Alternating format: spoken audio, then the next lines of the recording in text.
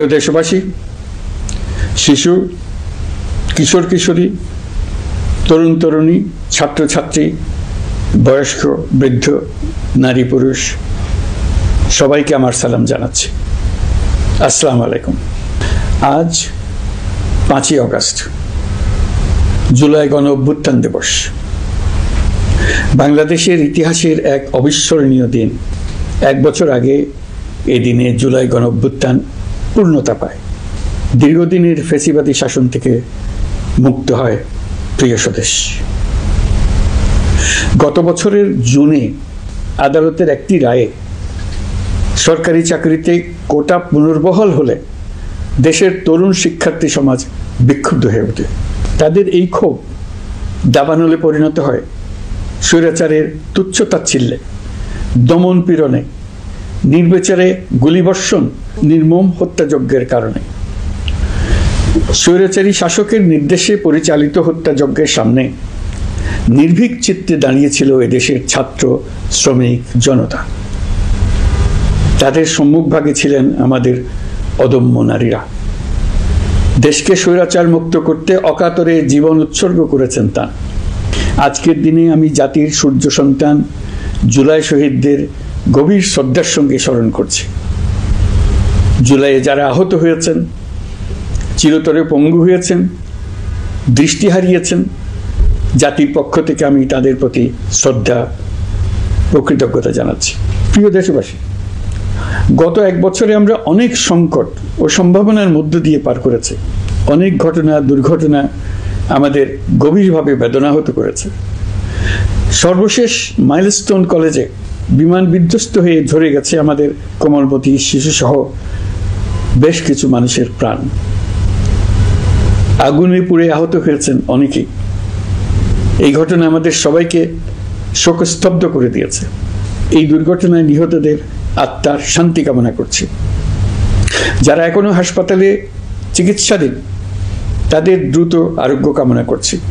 এই ভয়াবহ দুর্ঘটনার পর সিঙ্গাপুর, চীন, ভারত সহ কয়েকটি দেশের যে সকল চিকিৎসক এবং নার্স আহতদের সেবায় অক্লান্ত পরিশ্রম করেছেন তাদের প্রতি কৃতজ্ঞতা জানাচ্ছি। যারা রক্ত দিয়ে আহতদের পাশে দাঁড়িয়েছেন কৃতজ্ঞতা জানাচ্ছি তাদের প্রতিও। প্রিয় দেশবাসী, জুলাই অভ্যুত্থানের পর আমরা অনেক দূর পথ অতিক্রম করে এসেছি। আমাদের জাতীয় জীবনে শান্তি শৃঙ্খলা ফিরে এসছে, অর্থনীতিতে গতিশীলতা এসছে, সংকট দূর হয়েছে। মাত্র কয়েকদিন আগে যুক্তরাষ্ট্রের সঙ্গে আমরা সফলতার সঙ্গে শুল্ক আলোচনা সমাপ্ত করেছি। এর ফলে আমাদের অর্থনীতির সম্ভাবনা বহুগুণ বেড়ে গিয়েছে। যখন 1 বছর আগে আমাদের অন্তর্বর্তীকালীন সরকার 16 বছর ব্যাপী একটানা ধ্বংসযজ্ঞ এবং লুটপাটে বিধ্বস্ত এক অর্থনীতির দায়িত্ব নিয়েছিলাম, তখন কারোরই মনে হচ্ছিল না এই বিধ্বস্ত অর্থনীতিকে আবার সহজে চালু করা যাবে। মাত্র 1 বছরের মধ্যে প্রতিশ্রুতি দিয়েছিলাম 2026 সালের জুনের মধ্যে দেশের আগামী জাতীয় সংসদ নির্বাচন আয়োজন করব। তবে নির্বাচনের আগে আমাদের অত্যাবশ্যকীয় কয়েকটি কাজ সম্পন্ন করতে হবে। এর মধ্যে অন্যতম হলো জুলাই ঘোষণাপত্র ও জুলাই সনদ।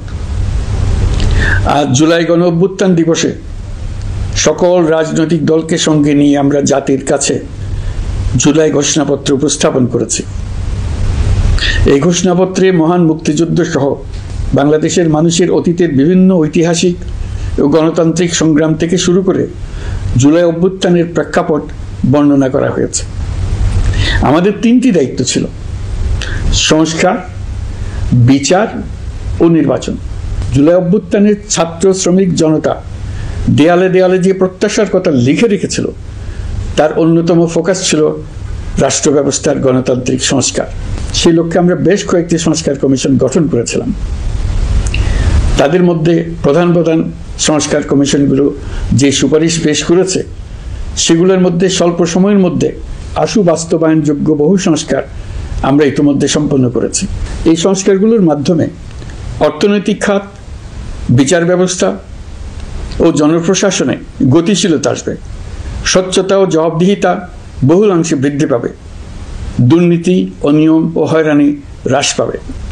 দীর্ঘমেয়াদী সংস্কার কাজ বাস্তবায়নের লক্ষ্যে আমরা জাতীয় ঐকমত্য কমিশন গঠন করেছিলাম। এই কমিশনে 30টিরও অধিক রাজনৈতিক দল ও জোট স্বতঃস্ফূর্তভাবে অংশগ্রহণ করেছে, তাদের মতামত দিয়েছে। প্রাথমিক পর্যায়ে ঐকমত্য কমিশন 166টি সুপারিশ নিয়ে 30টির বেশি রাজনৈতিক দলের সঙ্গে প্রায় 2 মাস ধরে দলগত ও জোটগতভাবে আলোচনা করেছিল। এই প্রক্রিয়ায় যেসব বিষয়ে রাজনৈতিক দলগুলোর মধ্যে ঐকমত্য প্রতিষ্ঠিত হয়েছিল সেগুলো বাদ দিয়ে কমিশনের পক্ষ থেকে 19টি মৌলিক সংস্কারের বিষয় চিহ্নিত করা হয়।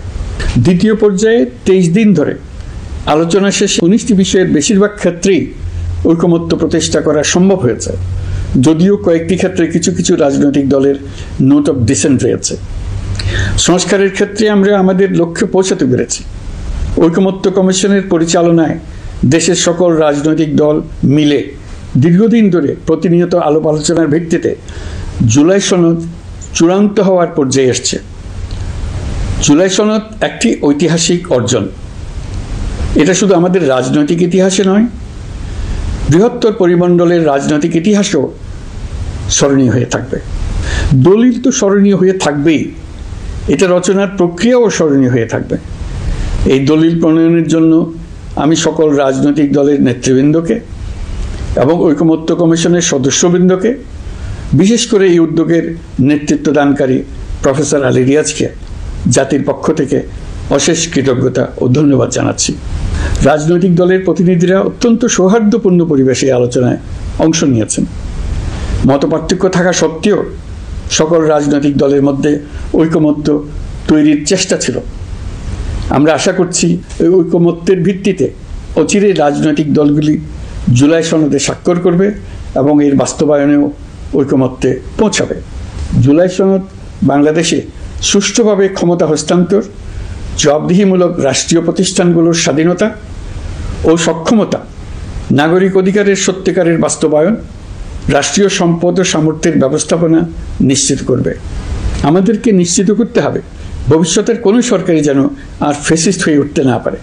রাষ্ট্রকে এমনভাবে মেরামত করতে হবে যাতে কখনো কোথাও ফ্যাসিবাদের লক্ষণ পাওয়া গেলেই সেটিকে যেন তাৎক্ষণিকভাবে সেখানেই নির্মূল করা যায়, আর যেন 16 বছরের জন্য অপেক্ষা করতে না হয়, বহু মানুষকে প্রাণ দিতে না হয়, আমাদের যেন আরেকটি গণ অভ্যুত্থানের প্রয়োজন না হয়।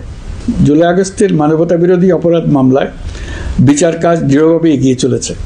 বিচারের আনুষ্ঠানিক শুনানি পর্বও শুরু হয়েছে। ইতিহাসের নির্মম হত্যাযজ্ঞে যারা জড়িত তাদের বিচার এদেশের মাটিতে হবেই। বিচার প্রক্রিয়া ও এর ফলাফল ক্রমান্বয়ে মানুষের কাছে প্রকাশিত হতে থাকবে। বিচারের পুরো প্রক্রিয়া দেশবাসীর কাছে স্বচ্ছ ও দৃশ্যমান রাখা হচ্ছে। এবার আমাদের সর্বশেষ দায়িত্ব পালনের পালা, নির্বাচন অনুষ্ঠান। আজ এই মহান দিবসে আপনাদের সামনে এই বক্তব্য রাখার পর থেকেই আমরা আমাদের সর্বশেষ এবং সবচাইতে গুরুত্বপূর্ণ অধ্যায়ে প্রবেশ করব। আমরা এবার একটা নির্বাচিত সরকারের কাছে দায়িত্ব হস্তান্তরের প্রক্রিয়া শুরু করব। অন্তর্বর্তী সরকারের পক্ষ থেকে আমি প্রধান নির্বাচন কমিশনারের কাছে চিঠি পাঠাবো যেন নির্বাচন কমিশন আগামী রমজানের আগে 2026 সালের ফেব্রুয়ারি মাসে জাতীয় নির্বাচন অনুষ্ঠানের আয়োজন করেন। আপনারা সকলেই দোয়া করবেন যেন সুন্দরভাবে নির্বাচন অনুষ্ঠান করে এদেশের সকল নাগরিক একটি নতুন বাংলাদেশ গড়ার কাজে সফলভাবে এগিয়ে যেতে পারে। আমরা সরকারের পক্ষ থেকে এই নির্বাচন যাতে সুষ্ঠু, শান্তিপূর্ণ এবং উৎসবমুখরভাবে সম্পন্ন করা যায় সেজন্য সকল প্রকার সাহায্য সহযোগিতা প্রদান করব। এবারের নির্বাচন যেন আনন্দ উৎসবের দিক থেকে, শান্তি শৃঙ্খলার দিক থেকে, ভোটার উপস্থিতির দিক থেকে, সৌহার্দ্য ও আন্তরিকতার দিক থেকে দেশের ইতিহাসে স্মরণীয় হয়ে থাকে। সেই জন্য সকল আয়োজন সম্পন্ন করতে আগামীকাল থেকে আমরা সকলেই মানসিক প্রস্তুতি ও প্রাতিষ্ঠানিক আয়োজন শুরু করব। নির্বাচনে ভোটারদের সম্পর্কে দুই একটা কথা বলতে চাই। এবার আমরা প্রবাসী ভোটারদের ভোট দেওয়ার আয়োজন নিশ্চিত করতে চাই। অর্থনৈতিক দিক থেকে সম্পূর্ণ বিধ্বস্ত বাংলাদেশ যে আবার দ্রুত ঘুরে দাঁড়াতে পেরেছে, তার বড় কারণ হলো আমাদের রেমিটেন্স যোদ্ধাদের ঐতিহাসিক অবদান। নির্বাচনে তাদের অংশগ্রহণ নিশ্চিত করার জন্য নির্বাচন কমিশন প্রস্তুতি নিচ্ছে। নারী ভোটাররা যেন দেশের সর্বত্র নির্দ্বিধায় আনন্দোৎসাহ সহকারে তাদের ভোট দিতে পারে, এটা নিশ্চিত করতে চাই। এবার যেন কেন্দ্রে কেন্দ্রে নারী ভোটারদের ঢল নামে, আমরা সেই লক্ষ্যে সমস্ত ব্যবস্থা গ্রহণ করব। দেশের মানুষের ভোটাধিকার কেড়ে নেবার কারণে গত 15 বছর ধরে নাগরিকবৃন্দ ভোট দিতে পারেনি। এবারের নির্বাচনে আমরা আমাদের বকেয়া আনন্দ সহ মহা আনন্দে ভোট দিতে চাই। এবারের নির্বাচনে জীবনে প্রথমবার ভোট দিতে যাবে এরকম ভোটাররা নানা উৎসবের মধ্য দিয়ে ভোট কেন্দ্রে যাবে, তাদের এই দিনটি স্মরণীয় করে রাখার জন্য। এর মধ্যে নতুন নারী ভোটার থাকবে, নতুন পুরুষ ভোটার থাকবে। এর মধ্যে এমন ভোটার থাকবে যারা 15 বছর আগে থেকেই ভোট দিতে পারত, কিন্তু জীবনে একবারও ভোট দিতে পারেনি। এর মধ্যে আসবে যারা 10 বছর আগে, 5 বছর আগে ভোট দিতে পারত কিন্তু পারেনি। আর আসবে ভাগ্যবান ও ভাগ্যবতীর দল, যারা এই প্রথমবার ভোটার হওয়ার যোগ্যতা লাভ করলো এবং সঙ্গে সঙ্গে ভোট দেওয়ার সুযোগও পেয়ে গেল। নির্বাচনের দিনকে আমরা ঈদের উৎসবের মতো করতে চাই। এবারের ভোটের আনন্দ থাকবে সবার মধ্যে। আপনারা সবাই বাচ্চা কাচ্চাদের নিয়ে ভোট কেন্দ্রে যাবেন। নাগরিক অধিকার প্রয়োগের মহা আনন্দ পরবর্তী বংশধরদের কাছে তুলে ধরার জন্য এখন থেকে প্রতিদিন আলাপ আলোচনা করুন। আপনার এলাকায় ভোটদান ব্যবস্থা কেমন হলে সুন্দর হয়, কেমন হলে আনন্দমুখর হয়, সেটা আগে থেকে ঠিক করার জন্য। নতুন বাংলাদেশ গড়ার কাজের ভিত্তি রচনা হবে এবারের নির্বাচনে, তার জন্য প্রস্তুতি নিন। প্রিয় দেশবাসী, দেশের ইতিহাসে এখন পর্যন্ত যতগুলো বড় সংঘাত, সহিংসতার ঘটনা ঘটেছে, তার সবগুলোর নেপথ্য কারণ ছিল ত্রুটিপূর্ণ নির্বাচন। ত্রুটিপূর্ণ নির্বাচনের মধ্য দিয়ে কোনো দল যদি গায়ের জোরে নির্বাচিত হয়ে ক্ষমতায় আসে, তার চূড়ান্ত পরিণতি কি, তার জুলাই অভ্যুত্থান আমাদের দেখিয়ে দিয়েছে। আমরা ইতিহাসের কলঙ্কিত কোনো অধ্যায়ের পুনরাবৃত্তি আর করতে চাই না। আপনারা প্রত্যেকেই অবগত আছেন, একটা গোষ্ঠী নির্বাচনকে বাধাগ্রস্ত করার জন্য উন্মুখ হয়ে আছে। তারা দেশের গণতান্ত্রিক অগ্রযাত্রাকে ব্যাহত করতে দেশের বাইরে বসে ভেতরে থেকে নানা অপচেষ্টায় লিপ্ত রয়েছে। আমাদেরকে অবশ্যই খেয়াল রাখতে হবে তারা যেন নির্বাচনকে সংঘাতময় করে তোলার কোনো রকমের সুযোগ না পায়। মাথায় রাখবেন, পরাজিত শক্তি নির্বাচনের আগ পর্যন্ত বারবার মাথাচাড়া দিয়ে ওঠার চেষ্টা করবে, কিন্তু একটি অবাধ, সুষ্ঠু, নিরপেক্ষ নির্বাচন সফলভাবে আয়োজন করা গেলে অপশক্তির পরাজয় চূড়ান্ত হবে। নির্বাচন সংক্রান্ত বিষয়ে প্রতিনিয়ত পরামর্শ নেওয়ার জন্য আমরা প্রযুক্তির সাহায্য নেব। এই জন্য একটি অ্যাপ তৈরির উদ্যোগ নিচ্ছি। দ্রুত এই অ্যাপটি চালু হবে। আপনারা আপনাদের সকল পরামর্শ, সকল মতামত, সকল আশঙ্কা এবং উদ্যোগের কথা এই অ্যাপের মাধ্যমে আমাদেরকে জানাবেন। আমরা তা যথাযথ কর্তৃপক্ষকে জানিয়ে দেব, সমস্যা সমাধানের জন্য ব্যবস্থা নেব। রাজনৈতিক দলগুলোর প্রতি আমার আহ্বান থাকবে, আপনাদের নির্বাচনী ইশতেহারে, আপনাদের প্রতিশ্রুতি, প্রতিজ্ঞা, পরিকল্পনায় কোনো কিছুতেই যেন তরুণরা বাদ না পড়ে, নারীরা বাদ না পড়ে। মনে রাখবেন, যে তরুণ তরুণীরা বাংলাদেশকে বদলে দিয়েছে, তারা বিশ্বকেও বদলে দেওয়ার ক্ষমতা রাখে। আপনার দল থেকে তাদেরকে সেই সুযোগ দেওয়ার উদ্যোগ নেন। আগামী নির্বাচনে সবাই নিরাপদে যার যার পছন্দের প্রার্থীকে ভোট দেবে, এটা নিয়ে কারো কোনো আপত্তির সুযোগ রাখা যাবে না। আমরা সবাই সবার পছন্দের প্রতি সম্মান দেখাবো, এটাই হোক আমাদের প্রতিজ্ঞা। প্রিয় দেশবাসী, আপনারা জানেন, সরকার দায়িত্ব গ্রহণের পরপরই দেশের দক্ষিণ ও উত্তরাঞ্চলে যে ভয়াবহ বন্যা পরিস্থিতি তৈরি হয়েছিল, তা ফসল উৎপাদনে ব্যাপক ক্ষতি সাধন করেছে। এর ফলে নিত্য প্রয়োজনীয় পণ্যের মূল্য বৃদ্ধির আশঙ্কা হয়েছিল। তবে সংশ্লিষ্ট প্রতিষ্ঠান ও কর্তৃপক্ষের যথাযথ পদক্ষেপ, নজরদারি ও মধ্যস্বত্বভোগীদের দৌরাত্ম্য কমানোর ফলে এটি এড়ানো গেছে। বিশেষ করে এবছরের পবিত্র মাহে রমজান মাস থেকে শুরু করে এখন পর্যন্ত বাজার পরিস্থিতি স্থিতিশীল রয়েছে। মূল্যস্ফীতির নিয়ন্ত্রণ ছিল আমাদের জন্য সবচেয়ে বড় চ্যালেঞ্জ। ভঙ্গুর অর্থনীতি ও বন্যার কারণে খাদ্য মূল্যস্ফীতি হয়েছিল প্রায় 14%। এখন সেটা অর্ধেকে নেমে এসছে। আমরা আশা করছি ডিসেম্বরের মধ্যে এটা 6% নেমে আসবে। এই জুন মাসে দেশের সার্বিক মূল্যস্ফীতি কমে 8.48% হয়েছে, যা বিগত 35 মাসের মধ্যে সর্বনিম্ন। এই নিয়ে 4 মাস ধরে সার্বিক মূল্যস্ফীতি ক্রমান্বয়ে কমেছে।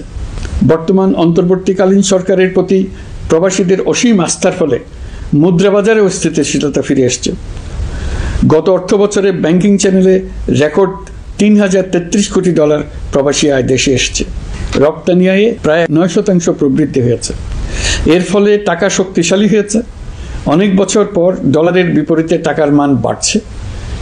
গত 11 মাসে বৈদেশিক পাওনাদারদের পাওনা সুদ ও আসল বাবদ $4 বিলিয়ন অর্থাৎ $400 কোটি অর্থ পরিশোধ করা হয়েছে, যা এই যাবৎকালের সর্বোচ্চ। আগের বকেয়া আদায় পরিশোধের পরও বৈদেশিক মুদ্রার রিজার্ভ বাড়ছে। আগামীতে এই ধারা বজায় থাকবে বলে আমরা আশা করি।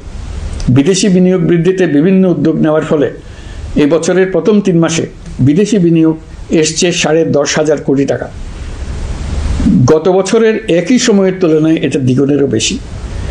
আর অক্টোবর থেকে হিসাব করলে 6 মাসে ফরেন ডাইরেক্ট ইনভেস্টমেন্ট এসছে $16,500 কোটি, যা গত সরকারের আমলের শেষ 6 মাসের তুলনায় দ্বিগুণ। কর্মসংস্থান সৃষ্টি অন্তর্বর্তীকালীন সরকারের অন্যতম বড় লক্ষ্য। সম্প্রতি হংকং ভিত্তিক শিল্পগোষ্ঠী হান্ডা বাংলাদেশের বস্ত্র ও তৈরি পোশাক খাতে $250 মিলিয়ন বিনিয়োগের প্রতিশ্রুতি নিয়ে এসছে, যা এই খাতে চীনা কোনো কোম্পানির একক সর্বোচ্চ বিনিয়োগ। তাদের এই বিনিয়োগের ফলে 25,000 লোকের কর্মসংস্থান হবে। আমরা দৃঢ়ভাবে বিশ্বাস করি হান্ডার এই বিনিয়োগ আরও চীনা কোম্পানিকে এই দেশে বিনিয়োগের জন্য উৎসাহিত করবে। এর মাধ্যমে আমাদের তরুণ তরুণীদের কর্মসংস্থানের পথ খুলবে। গত 16 বছরে দেশ থেকে যে বিপুল পরিমাণ অর্থ পাচার হয়ে গিয়েছে, আমরা সেটা ফিরিয়ে আনার উদ্যোগ নিয়েছি। এই দীর্ঘ আইনি প্রক্রিয়ার জন্য সরকার নামকরা বিদেশি আইনি প্রতিষ্ঠানকে নিয়োগ দিয়েছে। যথাযথ আইনি পদক্ষেপের ফলে বিশ্বের বিভিন্ন দেশে ফেসিবাদী দুর্বৃত্তরা যে অর্থ সম্পদের পাহাড় গড়েছে তার কিছু কিছু ইতিমধ্যে জব্দ হয়েছে। এই কার্যক্রম সঠিকভাবে চালিয়ে যেতে পারলে অল্প সময়ের মধ্যে আরও কিছু ইতিবাচক ফলাফল পাওয়া যাবে বলে আমি বিশ্বাস করি। দেশের ভেঙে পড়া অর্থনীতিকে মজবুত করতে হলে আমাদের চিন্তায় মৌলিক পরিবর্তন আনতে হবে। আমি বরাবরই বলে এসেছি, এদেশের নদী ও বিশাল সমুদ্র আমাদের মূল্যবান সম্পদ। আমরা এই সম্পদকে কাজে লাগিয়ে সমান্তরালভাবে পানিভিত্তিক অর্থনীতি গড়ে তুলতে চাই। আমরা প্রায় ভুলে যাই যে বঙ্গোপসাগরের একটা অংশও আমাদের দেশ। এর পরিমাণ আমাদের মোট জমির পরিমাণের চাইতে বেশি। আমরা প্রায় সবসময় জমিভিত্তিক আমাদের অর্ধেক দেশ নিয়ে মাথা ঘামাই, বাকি পানিভিত্তিক অর্ধেক দেশকে হিসাবেই ধরি না, কারণ আমরা ওই অংশে বসবাস করি না। আমরা তো হাওর বাওরেও বসবাস করি না, তাই বলে তো তাকে হিসাবের বাইরে রাখেন। এখন থেকে আমাদের অংশের বঙ্গোপসাগরকে আমরা আমাদের দেশের মূল্যবান অংশ, এই কথা সবসময় মাথায় রেখে অগ্রসর হব। এই অংশের পানির উপর দিয়ে দেশ বিদেশের সঙ্গে আমরা বাণিজ্য করব, তার মাধ্যমে আমরা পুরো পৃথিবীকে আমাদের প্রতিবেশী বানাবো। এই পানির মধ্যে আছে অফুরন্ত সম্পদ, মৎস্য সম্পদ, যা প্রতি বছর ফসল দেয়। এই পানির নিচে আছে অফুরন্ত গ্যাস। এর সব কিছুকে নিয়েই প্রতিনিয়ত আমাদের চিন্তাভাবনাকে চালিত করতে হবে। বর্তমান সরকার চট্টগ্রাম বন্দর ব্যবস্থাপনাকে নতুন করে সাজানোর উদ্যোগ নিয়েছে। সরকার সম্প্রতি বাংলাদেশ নৌবাহিনী পরিচালিত ড্রাই ডক লিমিটেডকে নিউ মেরিন টার্মিনাল কন্টেইনার হ্যান্ডলিংয়ের দায়িত্ব দিয়েছে। তারা কাজ শুরু করা মাত্রই কিছু ইতিবাচক পরিবর্তন এসছে। প্রথম 2 সপ্তাহে দেখা গেছে আগের তুলনায় প্রতিদিন গড়ে 225টি বেশি কন্টেইনার হ্যান্ডলিং হচ্ছে। এই বন্দরকে আধুনিকভাবে গড়ে তোলা গেলে তা শুধু বাংলাদেশের অর্থনীতিতেই ভূমিকা রাখবে না, নেপাল, ভুটান সহ পার্শ্ববর্তী অঞ্চলের অর্থনীতিতে ইতিবাচক ভূমিকা রাখতে সক্ষম হবে। বিনিময়ে তারাও উপকৃত হবে, আমরাও উপকৃত হব। আমাদের উপকূল অঞ্চল অফুরন্ত সম্ভাবনার আধার। কুমিরা থেকে টেকনাফ পর্যন্ত নানা বন্দরের কর্মচাঞ্চল্যে সমগ্র উপকূল অঞ্চলকে দক্ষিণ এশিয়ার একটি গুরুত্বপূর্ণ অর্থনৈতিক প্রাণকেন্দ্র হিসেবে প্রতিষ্ঠা করবে। এই পুরো অঞ্চলে অনেকগুলো শিল্পাঞ্চল গড়ে উঠবে শুধু সমুদ্রের সান্নিধ্য এবং তার ব্যবহারের দক্ষতার কারণে। সমুদ্র উপকূলীয় অঞ্চলের সম্পদ ও পরিবেশের টেকসই ব্যবহার নিশ্চিত করতে আমাদের বন্ধু দেশগুলোর সঙ্গে আলোচনা শুরু করেছি। তারা উৎসাহ সহকারে সাড়া দিয়েছেন। গভীর সমুদ্রকে আমরা এখনো আমাদের কল্যাণে কাজে লাগাতে পারিনি। একে কেন্দ্র করে আমরা মাছ পালন, আহরণ ও প্রক্রিয়াজাতকরণের শিল্প গড়ে তুলতে কাজ শুরু করেছি। এতে করে লক্ষ লক্ষ মানুষের কর্মসংস্থান হবে, আমাদের অর্থনীতি নতুন শক্তিতে বলীয়ান হবে। প্রিয় দেশবাসী, প্রবাসী বাংলাদেশিদের জন্য ভিসা সংক্রান্ত জটিলতা দূর করতে আমরা গভীরভাবে কাজ করে যাচ্ছি। বাংলাদেশি নাগরিকদের জন্য আরব আমিরাত পুনরায় ভিসা চালু করেছে। মালয়েশিয়া কর্তৃপক্ষ বাংলাদেশি কর্মীদের জন্য প্রথমবারের মতো মাল্টিপল এন্ট্রি ভিসা চালু করেছে।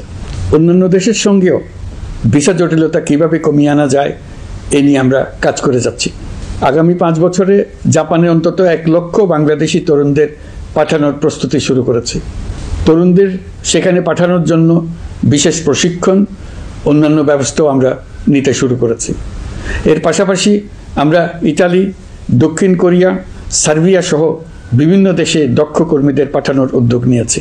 সৌদি আরব, জর্ডান, ওমান সহ বিভিন্ন দেশে নথিপত্রের কারণে যে প্রবাসীরা ইরেগুলার হয়ে গিয়েছিলেন তাদেরকে রেগুলারাইজ করার জন্য ব্যবস্থা নিয়েছে। আমরা বিভিন্ন দেশের সঙ্গে বিদ্যমান চুক্তিগুলোকে পর্যালোচনা করে দেখছি যাতে আমাদের প্রবাসী ভাই বোনদের জন্য সেগুলো স্বস্তিদায়ক হয়।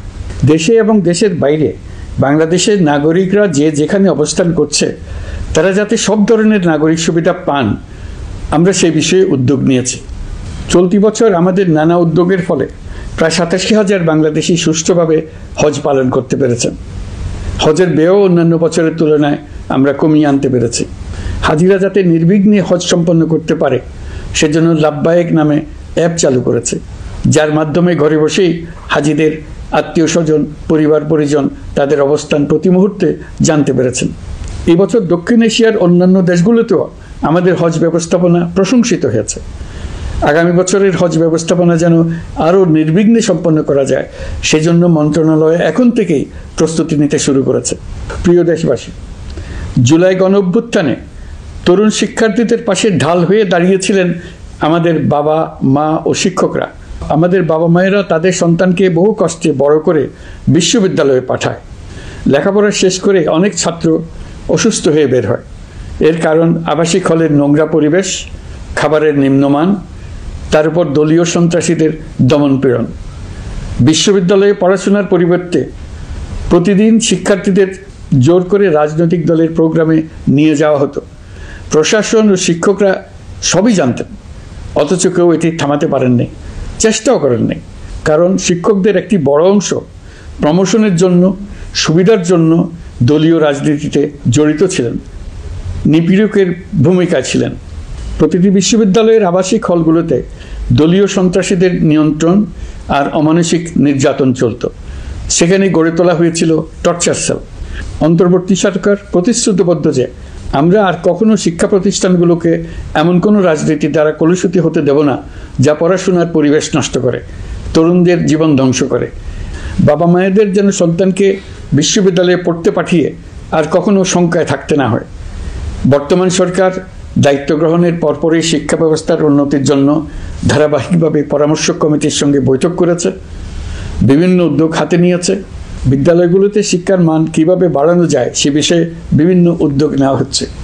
সরকার কিছুদিন আগে সারা দেশের সরকারি প্রাথমিক বিদ্যালয়ের সব প্রধান শিক্ষকের বেতনের গ্রেড 1 ধাপ বাড়িয়ে 10ম গ্রেড করার সিদ্ধান্ত নিয়েছে। এটি একটি যুগান্তকারী সিদ্ধান্ত। প্রাথমিক বিদ্যালয়গুলিতে শূন্য পদে 6,500 প্রধান শিক্ষক নিয়োগের প্রক্রিয়া চলছে। প্রাথমিকের পড়াশোনার পদ্ধতিগত পরিবর্তনের দিকেও আমরা মনোযোগ দিচ্ছি। সব স্কুলে ইন্টারনেট সংযোগ ও মাল্টিমিডিয়া শ্রেণীকক্ষ তৈরির নির্দেশ দেওয়া হয়েছে। পার্বত্য চট্টগ্রামে কমপক্ষে 100টি স্কুলে এবছরের মধ্যেই ই-লার্নিং চালু হবে। ঢাকা চট্টগ্রামের অভিজ্ঞ শিক্ষকরা প্রযুক্তির সহায়তায় এসব স্কুলে শিক্ষকতা করে সেখানকার শিক্ষক ঘাটতি পূরণ করবেন। যেসব এলাকায় বিদ্যুতের ঘাটতি রয়েছে সেখানে সোলার প্যানেল বসিয়ে বিদ্যুতের ঘাটতি নিরসন এবং মোবাইল নেটওয়ার্ক ও স্টারলিংক পরিষেবা ব্যবহার করে এই সংকট মোকাবেলা করা হচ্ছে। স্কুলগুলোতে মেয়েদের জন্য বিশেষ ব্যবস্থা গ্রহণ করে তাদের পড়াশোনার উপযোগী করে তোলা হচ্ছে। স্কুলের অবকাঠামোকে নারীবান্ধব করে তুলতে স্কুল ভবন নির্মাণের সময় কমিটিতে নারী স্থপতি রাখার নিয়ম করা হয়েছে। আমাদের লক্ষ্য হলো স্কুল ভবনের ডিজাইন থেকে শুরু করে পড়াশোনার পরিবেশ চিন্তাভাবনায় মেয়েদেরকে বিশেষভাবে গুরুত্ব দেওয়া, যাতে তারা ব্যক্তিগত নিরাপত্তা ও স্বাস্থ্যের দিক থেকে স্বস্তিদায়ক পরিবেশে পড়াশোনা করতে পারে। প্রিয় দেশবাসী, জুলাই গণ অভ্যুত্থানে শহীদ ও আহত যোদ্ধাদের জন্য আমরা নিরলসভাবে কাজ করে যাচ্ছি। এখন পর্যন্ত 775টি শহীদ পরিবারকে প্রায় 100 কোটি টাকার সঞ্চয়পত্র ও মাসিক ভাতা বাবদ ব্যাংক চেক দেওয়া হয়েছে। অবশিষ্ট যারা আছেন তাদেরও কয়েকটি আইনগত বিষয় নিষ্পত্তি সাপেক্ষে সঞ্চয়পত্র দেওয়ার প্রক্রিয়া চলছে। এর পাশাপাশি আহত 13,800 জন জুলাই যোদ্ধাকে 3টি ক্যাটাগরিতে নগদ টাকা ও চেক বাবদ 153 কোটি 4 লাখ টাকা প্রদান করা হয়েছে। 78 জন অতি গুরুতর আহত জুলাই যোদ্ধাকে সিঙ্গাপুর, থাইল্যান্ড, তুরস্ক এবং রাশিয়ার উন্নত চিকিৎসার জন্য পাঠানো হয়েছে এবং চিকিৎসা ব্যয় বাবদ এ পর্যন্ত প্রায় 100 কোটি টাকা ব্যয় হয়েছে। আহতদের পুনর্বাসনের জন্য সরকারের সবকটি মন্ত্রণালয়ের সম্মিলিত প্রচেষ্টায় বিভিন্ন ধরনের উদ্যোগ নেওয়া হচ্ছে। ফ্যাসিবাদী সরকারের আমলে দেশের শহরে বন্দরে হাজারো প্রতিষ্ঠান, সড়ক, সেতু, সেনানিবাস, যুদ্ধজাহাজ, স্কুল, কলেজ, বিশ্ববিদ্যালয়ের নাম পরিবর্তন করে স্বৈরাচার তার নিজের এবং নিজের পরিবারের সদস্যদের নামে চালু করেছিল। আমরা সব নাম পরিবর্তন করে আগের নাম বা মানানসই নাম করে দিয়েছি। প্রিয় দেশবাসী, অন্তর্বর্তীকালীন সরকার এমন এক অবস্থায় দেশের দায়িত্বভার গ্রহণ করেছিল যখন প্রতিটি গণতান্ত্রিক প্রতিষ্ঠান, অফিস, আদালত বিধ্বস্ত অবস্থায় ছিল। আমাদের প্রথম এবং প্রাথমিক কাজ ছিল এই প্রতিষ্ঠানগুলোর সংস্কার এবং পুনর্নির্মাণে হাত দেওয়া, আইনশৃঙ্খলা বাহিনী পুনর্গঠন, অর্থনীতি পুনরুদ্ধার, আইন আদালত, নির্বাচন কমিশন সহ যাবতীয় গণতান্ত্রিক প্রতিষ্ঠানকে সচল করা এবং নাগরিকদের নিকট দায়বদ্ধ করে তোলা। রক্তাক্ত জুলাই ছিল স্বৈরাচারের বিরুদ্ধে তরুণদের পুঞ্জীবিত ক্ষোভের বহিঃপ্রকাশ। 16 বছর ধরে সরকারের স্বৈরাচারী আচরণের বিরোধিতা করে যতগুলো আন্দোলন হয়েছে, প্রতিটিতেই দলীয় সন্ত্রাসীরা অস্ত্র হাতে আন্দোলনকারীদের আক্রমণ করেছে। প্রতিটি আন্দোলনকেই দমন করার জন্য দলীয় সন্ত্রাসীরা সর্বোচ্চ আঘাত করেছে, যেখানে আইনশৃঙ্খলা বাহিনীকেও অংশ নিতে নির্দেশ দেওয়া হয়েছে অথবা দাঁড়িয়ে দর্শকের ভূমিকায় থাকতে বলা হয়েছে।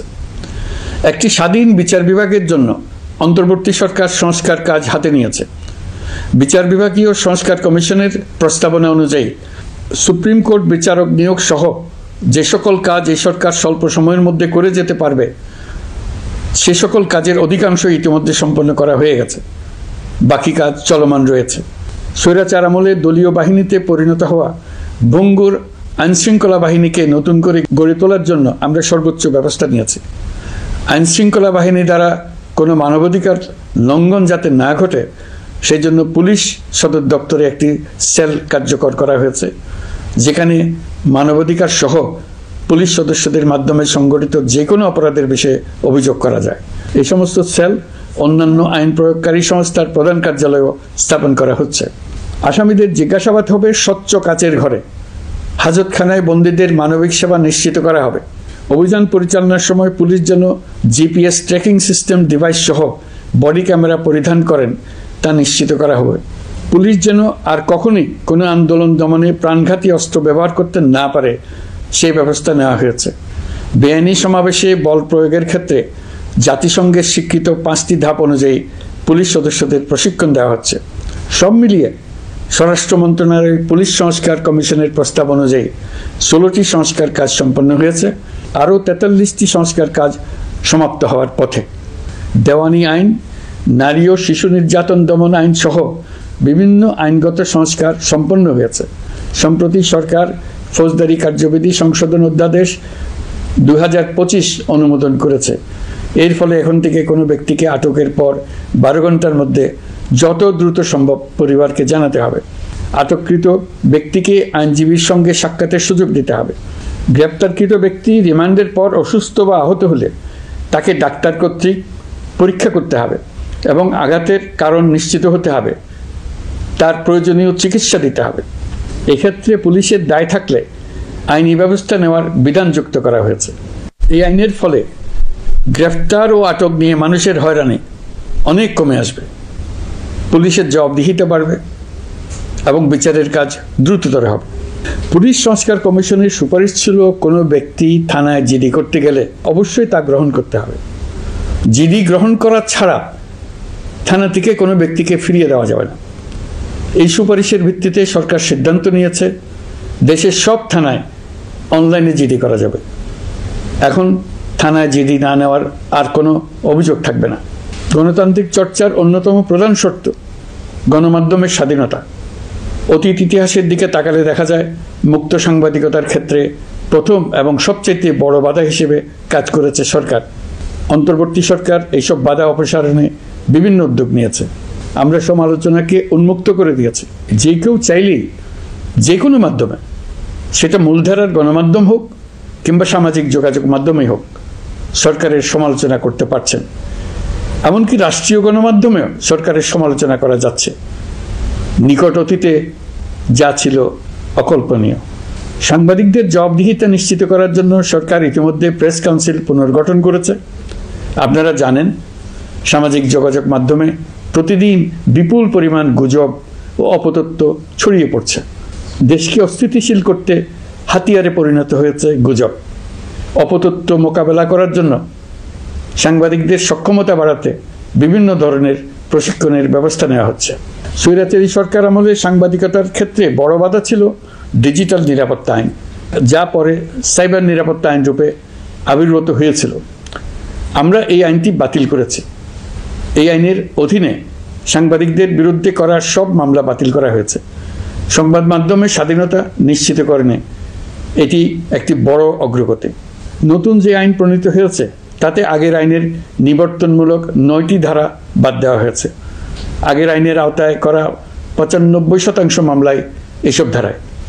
আমরা বিশ্বাস করি নতুন আইন প্রণয়নের পর সাংবাদিকদের আইনি হয়রানি বন্ধ হবে। গত বছর মানুষের প্রতিবাদকে স্তব্ধ করে দিতে ফ্যাসিবাদী সরকার ইন্টারনেট বন্ধ করে দিয়েছিল, যাতে গোপনে তারা দমন নিপীড়ন হত্যাকাণ্ড চালাতে পারে। অন্তর্বর্তী সরকার সাইবার সুরক্ষা আইন সংশোধন করে নতুন অধ্যাদেশে প্রথমবারের মতো ইন্টারনেটকে মৌলিক অধিকার হিসেবে অন্তর্ভুক্ত করেছে। সম্প্রতি আন্তর্জাতিক bandwidth real time internet traffic পরিবহনে 4 টেরাবাইট সেকেন্ডের মাইলফলক অতিক্রম করেছে বাংলাদেশ সাবমেরিন কেবলস পিএলসি। বাংলাদেশে ইন্টারনেট সেবার মান ভালো করতে সরকারের পক্ষ থেকে সর্বোচ্চ উদ্যোগ নেওয়া হয়েছে। প্রিয় দেশবাসী, আপনাদের আহ্বানে একটি ঐতিহাসিক সন্ধিক্ষণে আমরা দায়িত্বভার গ্রহণ করেছিলাম। জুলাই অভ্যুত্থানের সৃষ্ট নতুন বাংলাদেশের যে অভূতপূর্ব সম্ভাবনা জাগ্রত হয়েছে, তাকে এগিয়ে নিতে আপনারা আমাদেরকে দায়িত্ব দিয়েছিলেন। গত 12 মাস ধরে আপনাদের সবাইকে সাথে নিয়ে জুলাইয়ের দাবি পূরণের চেষ্টা করে যাচ্ছি।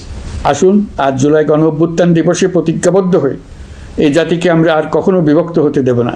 আমরা সকল নাগরিকের প্রতি মর্যাদাশীল থাকব, তিনি যেই পরিচয়েরই হন না কেন।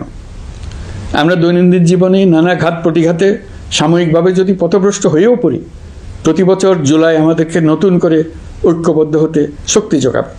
জুলাই তরুণদের উসিলায় জাতির আত্ম আবিষ্কারের মাস, ভুল ভ্রান্তি শুধরে নেবার মাস, গর্তে পড়ে যাওয়ার প্রবণতা থেকে নিজেদেরকে রক্ষা করার মাস। জুলাই গ্রামে গঞ্জে, সরকারি বেসরকারি স্কুল কলেজে, বিশ্ববিদ্যালয়ে, ফসলের মাঠে, ঘরে বাড়িতে কিশোর কিশোরী তরুণ তরুণীদের কাছ থেকে তাদের আকাঙ্ক্ষাগুলো জেনে নেওয়ার মাস। নির্বাচন আসছে। যদি আপনি আপনার নির্বাচনী এলাকা থেকে দূরে বসবাস করেন, তবে এখন থেকে নিয়মিত নির্বাচনী এলাকা পরিদর্শন করুন, যাতে সেরা ব্যক্তিকে নির্বাচিত করতে আপনি প্রস্তুত হতে পারেন।